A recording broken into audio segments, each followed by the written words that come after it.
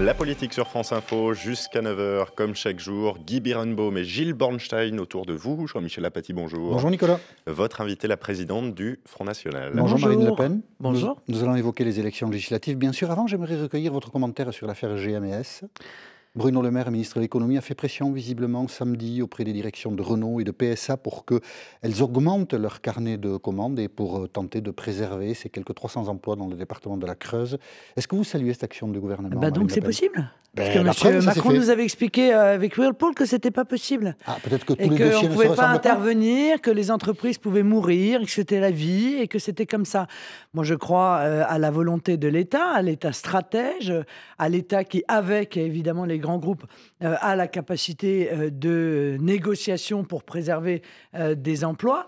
Je crains qu'hélas, ce soit peut-être exclusivement en vue des élections législatives, mais nous verrons plus loin. Et vous saluez le geste en attendant? Moi, je suis toujours contente lorsqu'on arrive à sauver des emplois, si tant est que ces emplois soient véritablement sauvés, car d'après ce que je sais, les engagements ne sont pas suffisants. Mais ça veut surtout dire qu'en réalité, l'État, encore une fois, a son mot à dire, pour peu qu'il ait le courage et la volonté de le faire. Et je note que vous êtes revenu spontanément sur Whirlpool parce qu'il y a un petit regret de la situation ou de la gestion des choses. Non, absolument pas. Il n'y a aucun regret de la situation.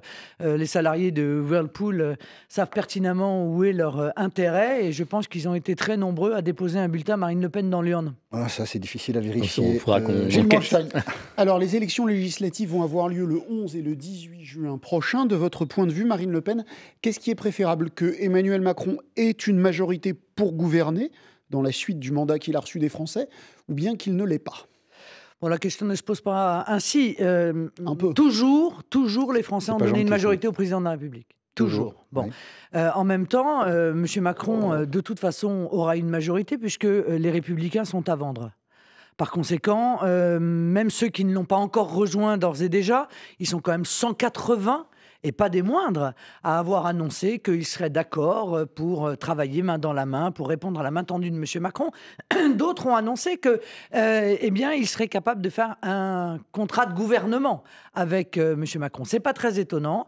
Ils ont en réalité, sur toutes les grandes lignes, le même projet. Et c'est la raison pour laquelle moi je dis aux Français, si vous voulez être sûr d'avoir des députés qui vous défendent et qui s'opposent aux éléments les plus condamnable du projet de M. Macron, il faut évidemment voter pour les candidats du Front National. Quel est votre objectif dans cette élection législative? Une cinquantaine d'élus?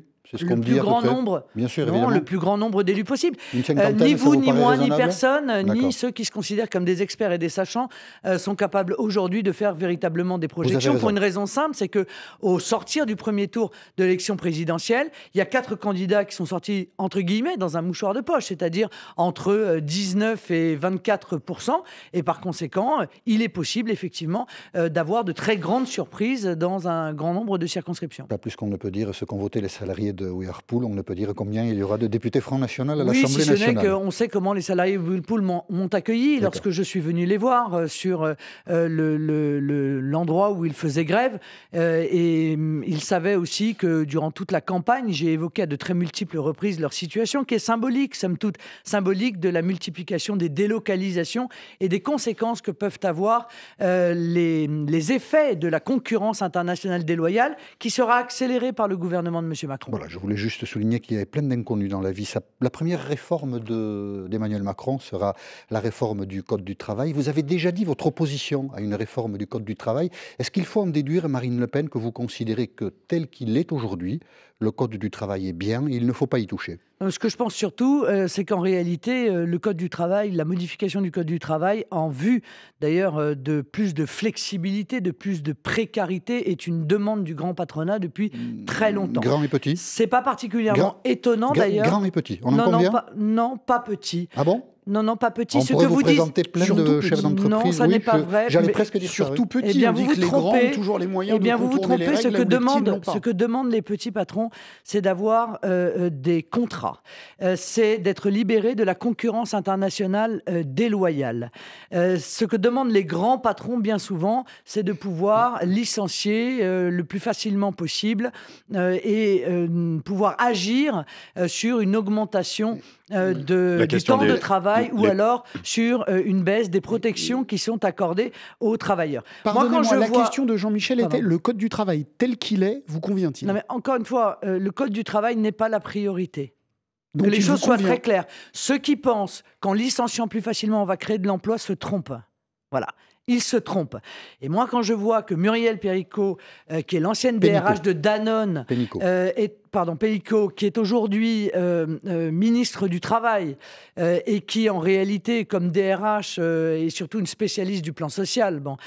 Qu'elle est d'ailleurs, je crois, qu'elle a à côté d'elle, comme directeur de cabinet, l'ancien directeur général adjoint du MEDEF. Évidemment, je m'inquiète considérablement. C'est pas comme ça qu'elle a été accueillie par Jean-Claude Mailly, par exemple. Comme beaucoup de Français, je m'inquiète sur cette loi El Khomri puissance 1000 que M. Macron veut faire passer par ordonnance et qui est en fait une déréglementation annoncée du droit du travail. Vous soutiendrez Marine Le Pen s'il y en a des appels à manifester contre cette réforme du Code du travail? Non mais vous savez, moi je considère qu'en tant que chef de parti, ces choses-là se décident dans les urnes et pas dans la rue. Par conséquent, je demande aux Français d'aller aux urnes et de s'offrir une assurance, encore une fois, contre la politique qui va être menée par M. Macron avec la complicité des Républicains. C'est ça que je leur dis, parce que sinon, ils se rendront compte très rapidement que M. Macron va tenir la pire de ses promesses, à savoir la mise en œuvre d'une politique ultralibérale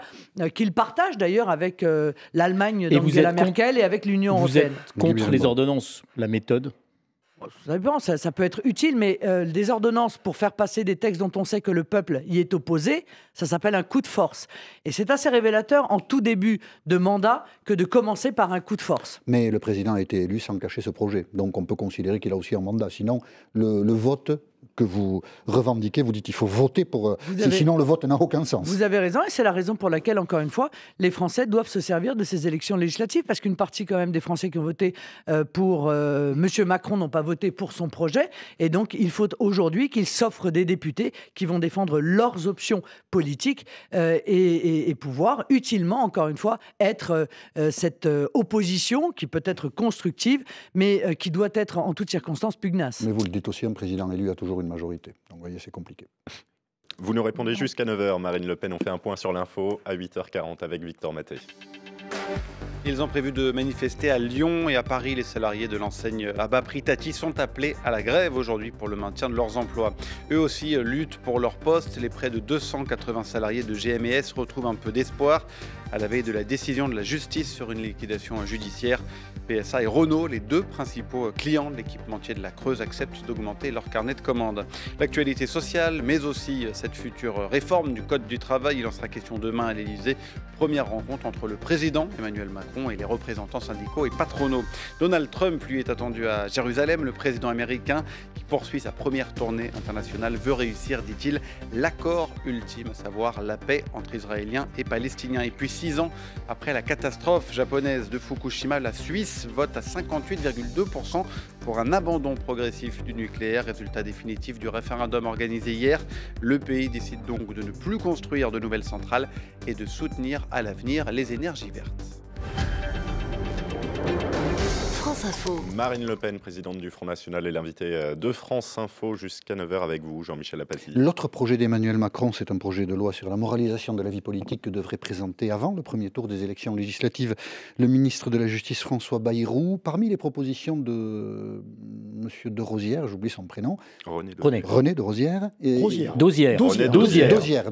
Je vais y arriver. René Dosière, un grand spécialiste de ces questions-là, propose... un grand spécialiste autoproclamé. Autoproclamé, mais il y a plein de grands spécialistes autoproclamés, c'est-à-dire des gens qui ont une expérience... Un grand spécialiste, surtout... Et à force de travail, une forme...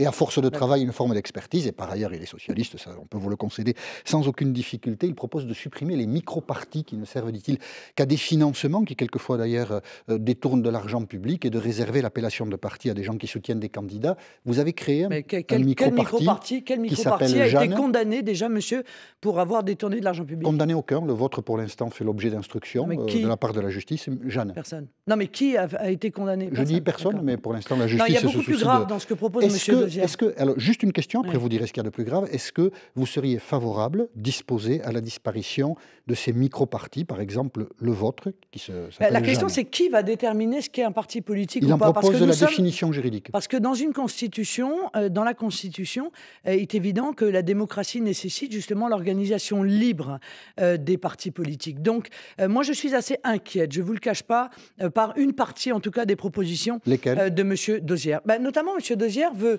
interdire que des particuliers puissent prêter à des partis politiques. Il veut interdire que des partis politiques puissent prêter à des candidats. Alors moi, je vais vous dire ce que ça va donner.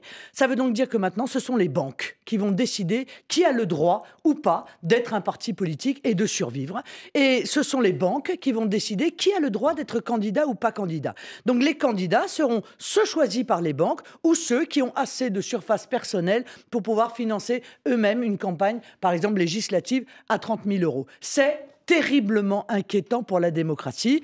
Et je crois qu'encore une fois, il s'agit là en réalité non pas d'un projet dans l'esprit de M. Dosière de moralisation de la vie politique, mais de cadenassage de la vie politique. Et moi, j'appelle encore une fois les Français à être extrêmement prudents avec ce genre de méthode. On l'a vu à la présidentielle, tous les candidats ont obtenu des prêts de la part des banques, sauf moi. Ça veut donc dire que les banques décideront qui peut être candidat ou qui ne peut pas être candidat. Moi, je suis désolé, mais je trouve qu'elles ont déjà assez de pouvoir, les banques, pour ne pas leur en accorder de On a supplémentaires. entendu votre réserve. Les micro-partis, ces structures qui ne servent qu'au financement, si elles disparaissaient, ce serait une bonne chose. Mais Vous ces y seriez micro-partis- prêt? mais écoutez, je ne vois pas l'intérêt de les faire disparaître, mais si il est décidé qu'ils disparaissent, ils disparaîtront. Mais très honnêtement, ils sont hyper surveillés par la Commission nationale des comptes de campagne. Il faut arrêter de se raconter des histoires. On est en train de présenter dans les médias les partis politiques comme si c'était l'opacité totale. C'est faux. Les partis politiques français sont ultra surveillés, ultra contrôlés à toutes les étapes d'ailleurs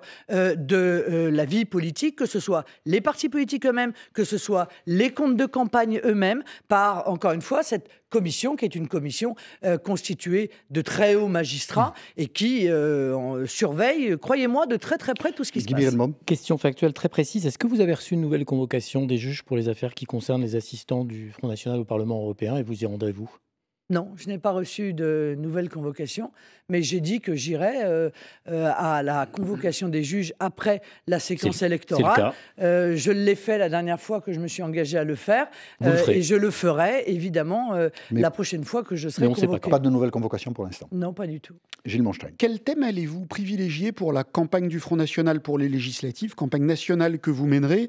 Plutôt l'immigration ou plutôt l'économie? Mais de mon capitaine, je pense qu'il faut marcher sur nos deux jambes. Ce qui importe aux Français, c'est évidemment l'emploi, qui est un élément essentiel de leurs préoccupations, le pouvoir d'achat, qui, je crois, risque d'être très entamé par les projets qui sont ceux de M. Macron. Vous savez qu'au-delà de cette loi El Khomri puissance 10, il souhaite aussi s'attaquer à l'indemnisation du chômage, ce qui, en situation de chômage de masse, est un mauvais coup fait aux Français. Mais il y a un gigantesque problème d'immigration, comme nous l'avons dit pendant toute la campagne L'emploi, est-ce que ça présidentielle. passe Il par faut un- marcher Et- sur les deux jambes, mais il y en a une qui boite, l'euro. Évidemment, votre discours sur l'économie est affecté par vos hésitations. Vous avez reconnu vous-même qu'il faudrait reformuler les choses sur l'euro.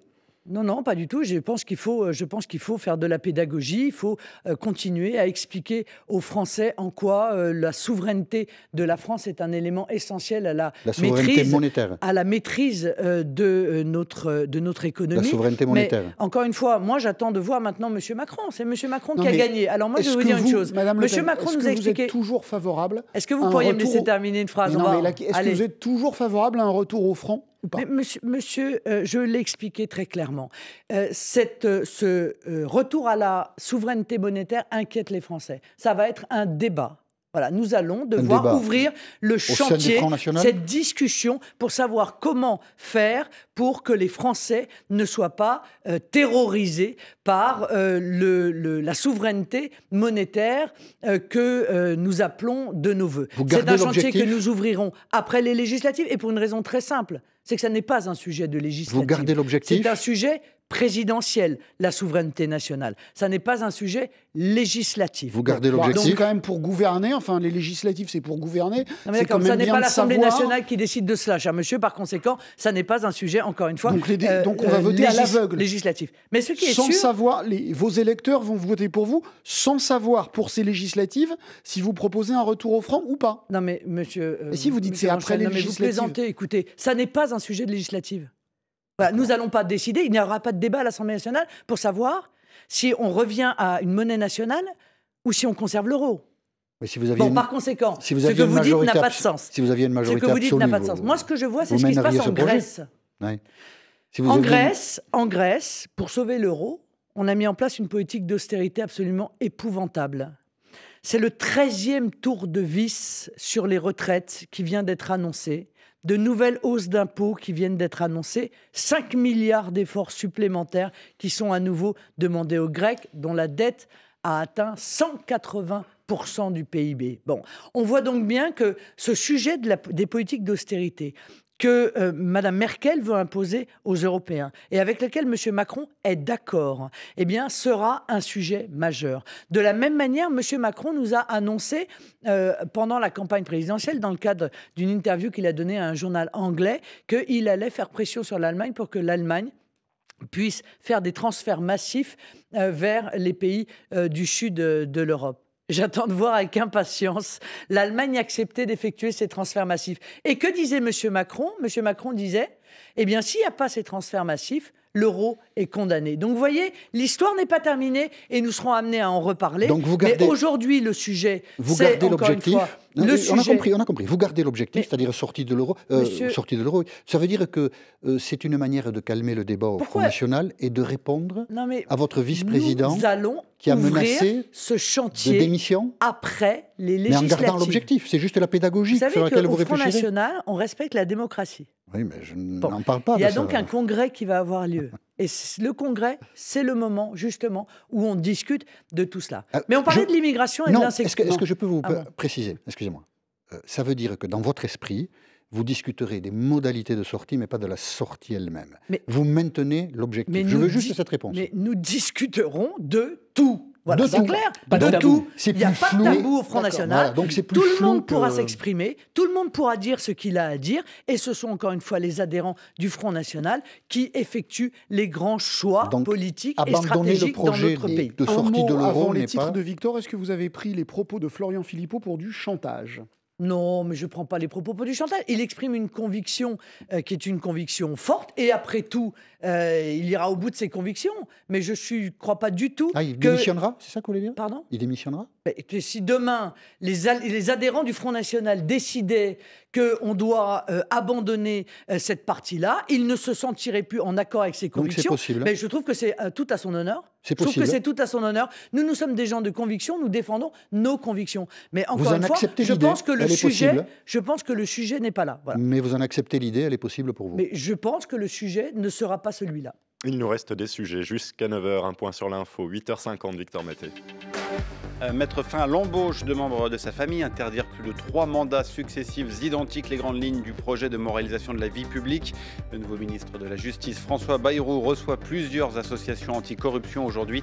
Le texte doit être présenté en Conseil des ministres avant le premier tour des législatives, le 11 juin. PSA et Renault acceptent d'augmenter leur carnet de commandes à GMS.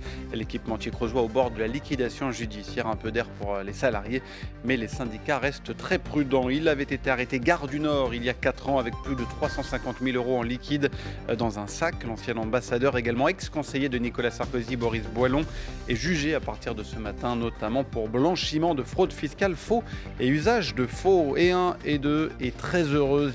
Zidane parle du jour le plus heureux de sa vie professionnelle.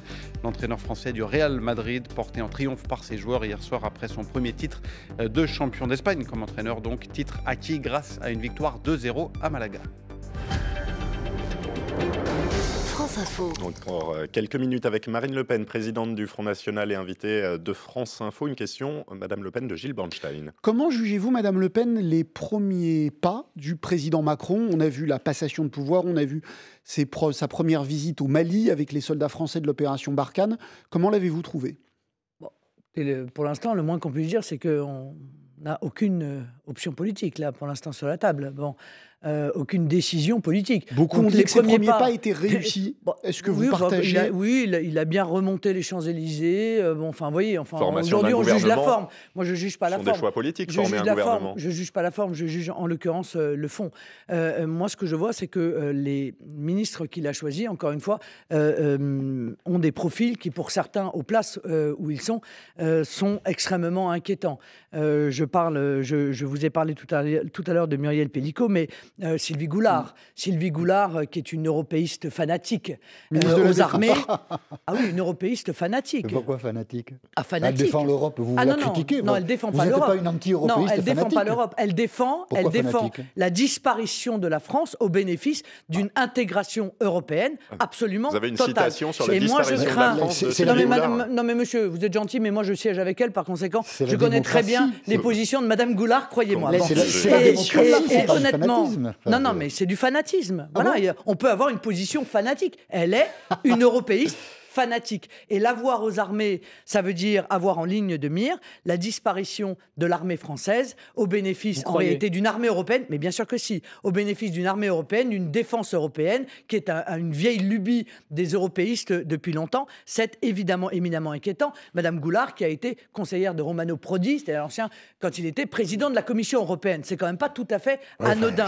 Je vois Marlène Schiappa, qui est secrétaire à l'égalité homme-femme, qu'on n'a absolument pas entendu d'ailleurs dans la polémique de la Chapelle-Pajol, c'est-à-dire où un quartier à Paris est interdit en réalité à la circulation des femmes, voilà, à la circulation sereine. Il n'est pas interdit à la circulation sereine des femmes. Et les opérations de police ont eu lieu samedi pour être complet sur le dossier. Les femmes sont traumatisées, sont agressées, sont insultées, sont harcelées, et je n'ai pas entendu la secrétaire d'État à l'égalité homme-femme dire quoi que ce soit sur ce sujet. C'est très inquiétant, et comme est très inquiétante la déclaration où elle a indiqué que l'interdiction du voile à l'école était contraire à la loi sur la laïcité. Eh bien, moi je dis que, et je l'avais déjà dit, ce gouvernement est un gouvernement de soumission au fondamentalisme islamiste, c'est un gouvernement de soumission à l'immigration massive,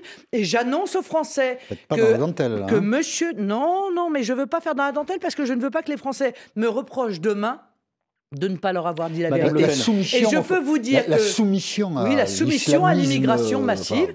Et les premiers pas de M. Macron, tant dans l'accord et les félicitations qu'il a accordées à Mme Merkel quand elle a accueilli 1,5 million de migrants, que dans les discussions qu'il a pu avoir avec le Premier ministre italien, vont viser, dans les semaines qui viennent, à ouvrir encore un peu plus les frontières de la France à une immigration dérégulée dont nous voyons bien quelles sont les conséquences. Madame Le Pen, juste pour vous rassurer, Marlène Schiappa, son dernier tweet, c'est « Je suis absolument pour l'application de la loi en vigueur sur le port du voile à l'école » et ça renvoie à une interview qu'elle a donnée à elle il y a 48 heures. Ah, d'accord. Voilà. Je voulais vous rassurer. Sauf qu'elle avait dit exactement l'inverse dans une autre interview. Sa dernière déclaration est là. D'accord. Voilà, donc on va l'enregistrer, sa dernière déclaration, et vous aurez peut-être l'occasion vous-même. Après votre débat manqué face à Emmanuel Macron entre les deux tours d'élection présidentielle, est-ce que vous imaginez encore pouvoir être un jour élue présidente de la République? Je suis content de vous faire rire. Non, bien sûr. C'est une question sérieuse. Ça me fait rire. Pourquoi? Parce que je suis une responsable politique, vous le savez très bien, qui œuvre et qui me bat, je crois d'ailleurs, sans compter ni mon temps ni mon énergie pour défendre les Français depuis de nombreuses années.